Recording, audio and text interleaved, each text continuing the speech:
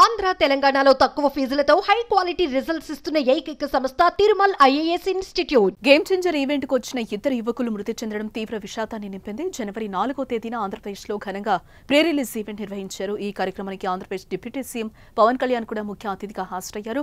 దాదాపు 1,00,000 మందికి పైగా అభిమానులు ఈ కార్యక్రమానికి హాజరయ్యారు. ఆంధ్రప్రదేశ్ నలుమూలల నుండి కూడా అభిమానులు ఆ ప్రాంతానికి తరలివచ్చారు. అయితే ఈ కార్యక్రమం ముగిసిన తర్వాత అభిమానులు తిరుగు ప్రయాణంలో ప్రమాదం జరిగి ఇద్దరు అభిమానులు దుర్మరణం చెందారు.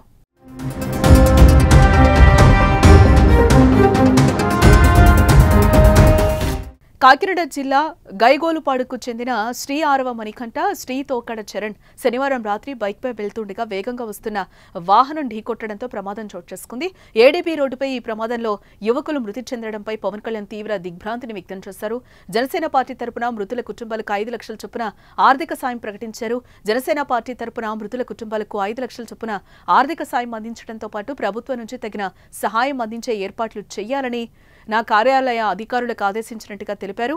ఏడీబీ రోడ్డు ఛిద్రమైపోయిందని, గత ప్రభుత్వం ఈ రోడ్డును విస్తరణ పునర్నిర్మాణం గురించి పట్టించుకోలేదని విమర్శలు చేశారు.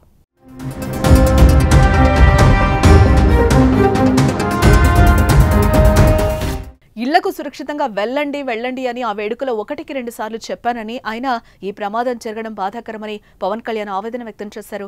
ఇక నుంచి పిఠాపురం నియోజకవర్గ పర్యటనలకు ఏడీబీ రోడ్డు మీదుగానే రాకపోకలు సాగించారని నిర్ణయించుకున్నానని వెల్లడించారు.